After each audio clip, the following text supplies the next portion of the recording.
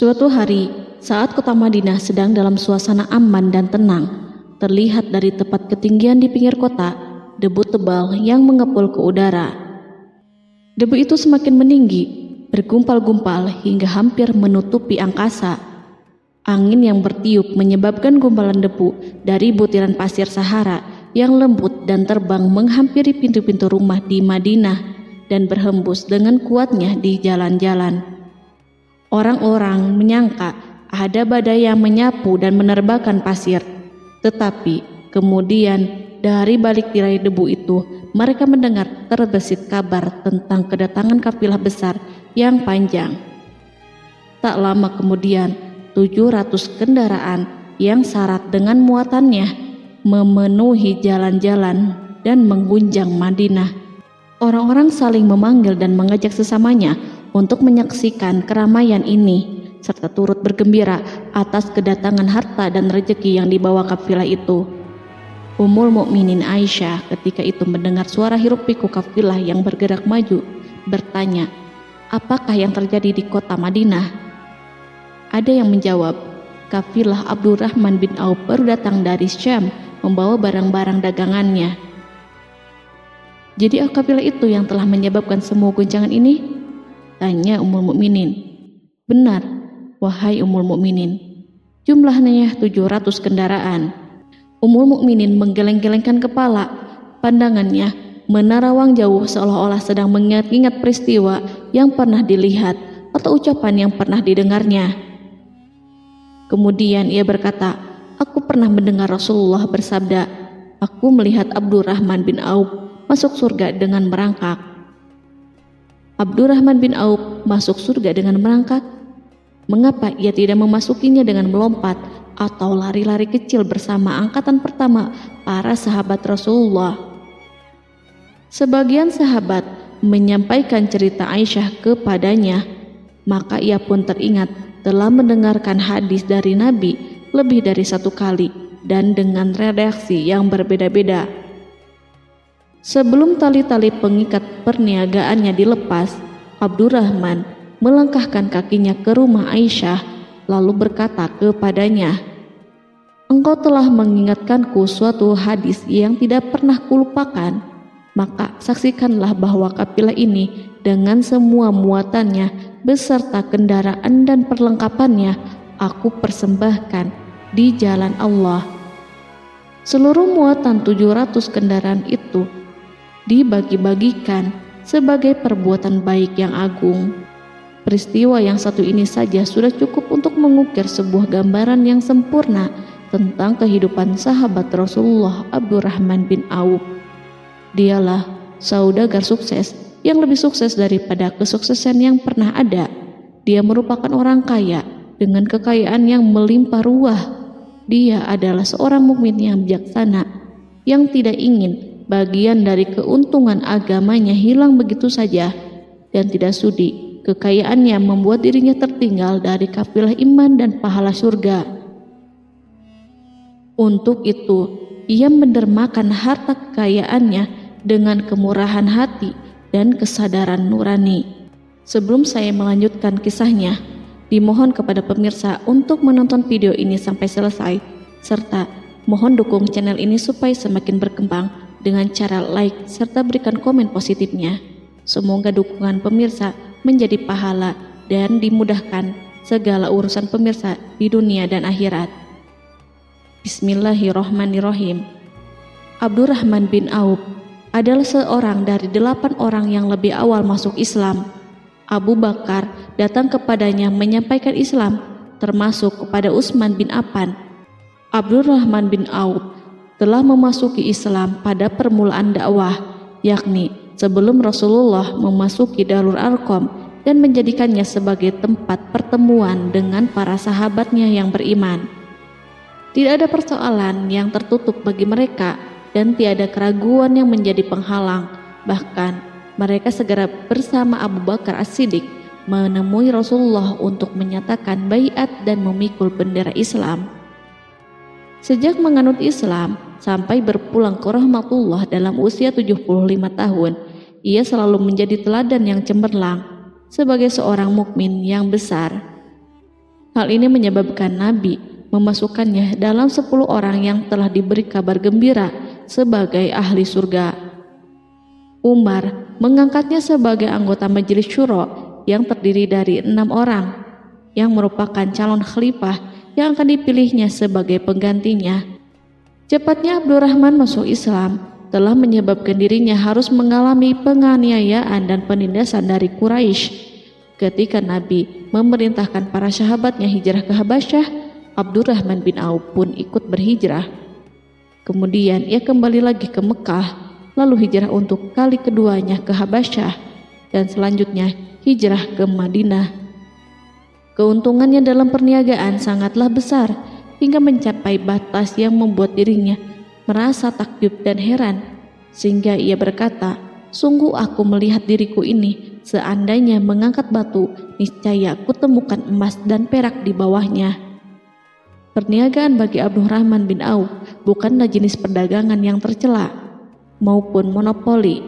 Bahkan ia sendiri bukanlah orang yang berlomba-lomba untuk mengumpulkan harta atas dorongan agar menjadi orang kaya. Sekali-kali bukan itu, melainkan suatu amal dan kewajiban yang keberhasilannya akan menambah kedekatan jiwa kepada Allah dan berkorban di jalannya.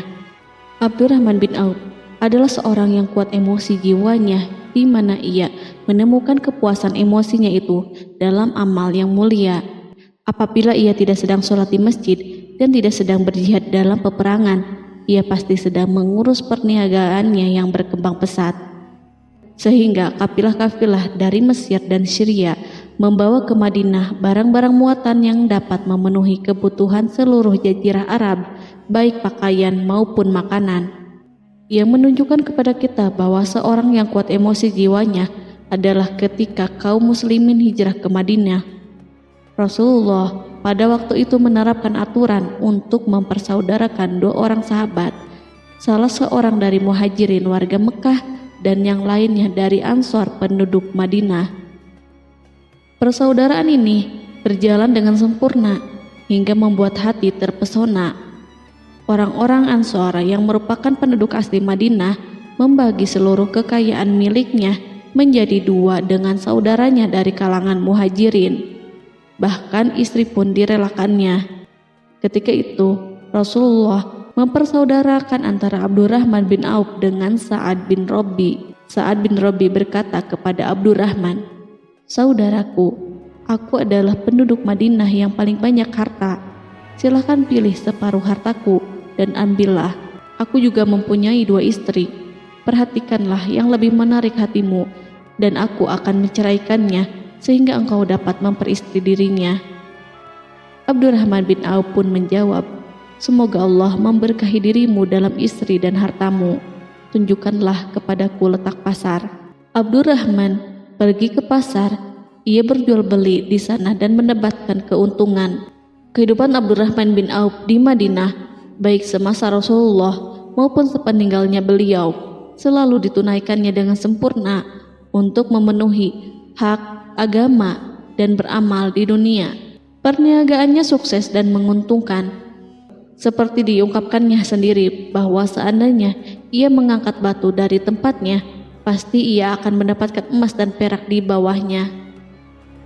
Salah satu faktor yang membuat perniagaannya berhasil dan mendapatkan berkah adalah karena ia sangat selektif untuk berniaga yang halal dan benar-benar menjauhkan diri dari segala bentuk jual beli yang haram, bahkan yang syubhat sekalipun. Selain itu, faktor yang menambah kejayaan dan keberkahannya adalah labanya yang bukan untuk Abdurrahman sendiri, melainkan di dalamnya terdapat bagian Allah yang ia penuhi dengan baik. Ia menggunakan hartanya untuk memperkokoh hubungan kekeluargaan dan mengeratkan tali persaudaraan, serta menyediakan perlengkapan yang diperlukan untuk tentara Islam. Bila total perniagaan dan kekayaan yang lainnya ditambahkan keuntungan yang diperolehnya dihitung, jumlah kekayaan Abdurrahman bin Auf itu dapat diperkirakan dengan memperhatikan jumlah yang dibelanjakannya di jalan Allah. Suatu hari, ia mendengar Rasulullah bersabda, "Wahai Ibnu Auf, engkau termasuk golongan orang kaya dan engkau akan masuk surga dengan merangkak." Karena itu, pinjamkanlah kekayaan itu kepada Allah agar Dia mempermudah langkahmu." Sejak ia mendengar nasihat Rasulullah ini dan menyediakan bagi Allah pinjaman yang baik, Allah justru semakin melipat gandakan kekayaannya hingga berlimpah ruah. Suatu hari, ia menjual tanah seharga 40.000 dinar. Kemudian uang itu dibagi-bagikan semuanya untuk keluarganya dari Bani Zuhrah, untuk para istri Nabi, dan untuk kaum muslimin yang miskin. Pada kesempatan lain, ia menyerahkan 500 ekor kuda untuk perlengkapan tentara Islam. Pada hari yang lain, ia menyerahkan 1.500 kendaraan unta. Menjelang wafat, ia mewasiatkan 50.000 dinar untuk diinfakkan di jalan Allah. Ia juga berwasiat bagi setiap orang yang ikut perang Badar dan masih hidup, masing-masing mendapatkan 400 dinar. Hingga Utsman bin Affan juga mengambil bagian dari wasiat itu, meskipun termasuk orang yang kaya. Ia berkata, harta Abdurrahman bin Auf halal lagi bersih, dan memakan harta itu membawa keselamatan dan keberkahan. Ibnu Auf adalah seorang yang mengendalikan hartanya, bukan dikendalikan oleh hartanya. Sebagai buktinya, ia tidak mau celaka dengan mengumpulkan dan tidak menyimpannya. Bahkan ia mengumpulkannya dengan tetap merendahkan hati dan dari jalan yang halal. Kemudian harta itu tidak dinikmati untuk kepentingannya sendiri, melainkan untuk dinikmati bersama keluarga, kerabat, rekan-rekan, dan masyarakat seluruhnya. Karena begitu luas pemberian serta bantuannya, ada yang mengatakan seluruh penduduk Madinah berserikat dengan Abdurrahman bin Auf pada hartanya. Sepertiga dipinjamkannya kepada mereka, sepertiga lagi dipergunakannya untuk membayar hutang-hutang mereka, dan sepertiga sisanya dibagi-bagikan kepada mereka.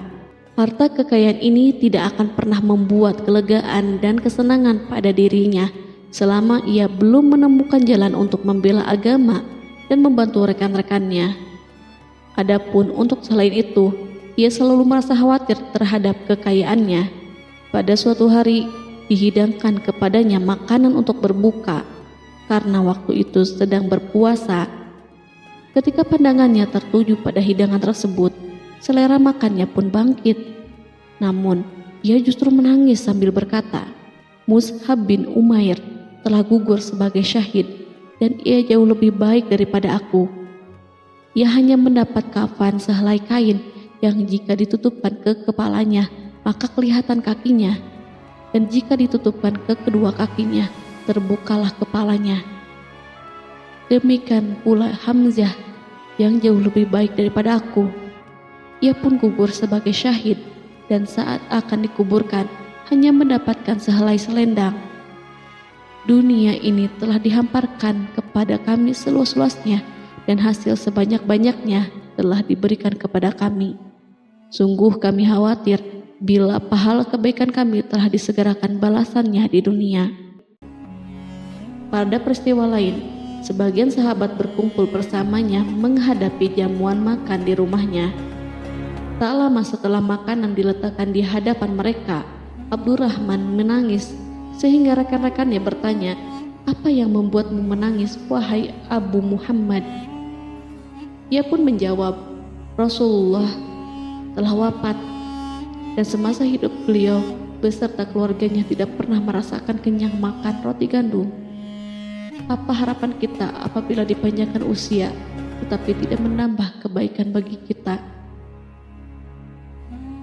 Demikianlah, kekayaan yang melimpah itu sedikit pun tidak membangkitkan kesombongan dan takabur dalam dirinya. Bahkan orang-orang mengatakan tentang dirinya, seandainya seorang asing yang belum pernah mengenalnya kebetulan melihatnya sedang duduk bersama budak-budaknya, niscaya ia tidak bisa membedakan di antara mereka.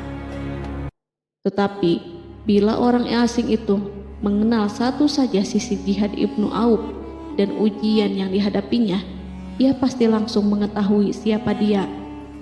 Misalnya, ia mengetahui bahwa di badannya terdapat 20 bekas luka di perang Uhud, dan bahwa salah satu dari bekas luka itu meninggalkan cacat pincang yang tidak sembuh-sembuh pada salah satu kakinya. Contoh lain, beberapa gigi serinya rontok di perang Uhud yang menyebabkan kecedalan yang jelas pada ucapannya. Saat orang asing itu tahu salah satu sisi ini, ia pasti menyadari bahwa laki-laki yang berperawakan tinggi dengan wajah berseri, kulit halus, pincang, cedal sebagai tanda jasa dari perang Uhud, itulah orang yang bernama Abdurrahman bin Auf. Semoga Allah ridho kepadanya. Kita sudah terbiasa memperhatikan tabiat manusia, bahwa harta kekayaan itu biasanya menyebabkan seseorang suka berkuasa. Artinya, orang-orang kaya selalu gandrung untuk memiliki pengaruh guna melindungi kekayaan mereka dan melipat gandakan pengaruh itu. Selain untuk memuaskan nafsu demi kebanggaan dan kepuasan pribadi, semua ini merupakan sifat yang biasa dibangkitkan oleh kekayaan. Tetapi bila kita melihat Abdurrahman bin Auf dengan segala kekayaannya yang melimpah, menemukan manusia ajaib yang sanggup menguasai watak dasar manusia dalam bidang ini dan melangkahinya ke puncak ketinggian yang istimewa. Peristiwa itu terjadi ketika Umar bin Khattab hendak berpisah dengan rohnya yang suci dan memilih 6 orang di antara mereka, para sahabat Rasulullah, agar memilih salah seorang di antara mereka untuk menjadi khalifah yang baru. Pada waktu itu, semua jari menunjuk kepada Ibnu Auf. Bahkan sebagian sahabat telah menegaskan bahwa dialah yang berhak menjadi khalifah di antara 6 orang itu. Namun, ia menjawab, "Demi Allah, seandainya diambilkan pisau lalu ditaruh ke atas leherku, kemudian kalian menusukkannya sampai tembus, itu lebih baik aku sukai daripada menerima jabatan tersebut." Demikian, saat awal 6 orang terpilih itu mengadakan pertemuan untuk memilih salah seorang di antara mereka untuk menjadi khalifah yang akan menggantikan Al-Faruq, Umar bin Khattab, Abdurrahman telah menyatakan kepada mereka bahwa ia telah melepaskan haknya yang dilimpahkan Umar kepadanya sebagai salah seorang dari 6 calon yang akan dipilih menjadi khalifah. Dengan demikian, kewajiban mereka untuk melakukan pemilihan itu terbatas di antara mereka yang berlima saja. Sikat juhudnya terhadap jabatan dan pangkat ini dengan cepat telah menempatkan dirinya sebagai hakim di antara 5 orang tokoh terkemuka itu. Mereka menerima dengan senang hati agar Abdurrahman bin Auf menetapkan pilihan kepada khalifah itu terhadap salah seorang di antara mereka berlima. Ali mengatakan, "Aku pernah mendengar Rasulullah menyifatimu bahwa engkau adalah orang yang dipercaya oleh penduduk langit dan dipercaya pula oleh penduduk bumi." Ibnu Auf akhirnya memilih Utsman bin Affan untuk jabatan khalifah dan lainnya pun menyetujui pilihannya. Itulah hakikat seorang laki-laki yang kaya raya dalam Islam. Apakah Anda telah memperhatikan bagaimana Islam telah mengangkat dirinya jauh di atas kekayaan dengan segala godaan dan penyesatannya itu, dan bagaimana ia menempa kepribadiannya dengan sebaik-baiknya? Pada tahun 32 Hijriah, tubuhnya berpisah dengan roh. Ummul Mukminin Aisyah memberinya kemuliaan khusus yang tidak diberikan kepada orang lain dengan memberikan usulan kepadanya ketika ia masih terbaring di ranjang menuju kematian agar bersedia dikuburkan di pekarangan rumahnya berdekatan dengan Rasulullah, Abu Bakar, dan Umar. Namun ia memang seorang muslim yang telah dididik Islam dengan sebaik-baiknya, sehingga merasa malu bila dirinya diangkat dan disandingkan dalam kedudukan tersebut. Selain itu, ia telah membuat janji dan ikrar yang kuat dengan Utsman bin Maz'un, yakni jika salah seorang di antara mereka meninggal sesudah yang lain, hendaklah ia dikuburkan di dekat sahabatnya itu. Saat rohnya bersiap-siap memulai perjalanan yang baru, air matanya meleleh, sedangkan lidahnya bergerak-gerak mengucapkan kata-kata, "Aku khawatir dipisahkan dari sahabat-sahabatku karena kekayaanku yang melimpah ruah." Namun, ketenangan dari Allah segera menyelimutinya. Lalu senyuman tipis menghiasi wajahnya disebabkan sukacita yang memberi cahaya dan kebahagiaan yang menenteramkan jiwa. Ia memasang telinganya untuk menangkap sesuatu, seolah-olah ada suara yang lembut merdu yang datang mendekat. Ia sedang mengenang kebenaran sabda Rasulullah yang pernah beliau ucapkan, Abdurrahman bin Auf di dalam surga. Ia barangkali juga sedang mendengarkan janji Allah dalam kitabnya. Orang yang menginfakkan hartanya di jalan Allah, kemudian tidak mengiringi apa yang diinfakkan itu dengan menyebut-nyebut dan menyakiti perasaan penerima, maka memperoleh pahala di sisi Rabb mereka. Tidak ada rasa takut pada mereka dan mereka tidak bersedih hati. Quran Surat Al-Baqarah ayat 262.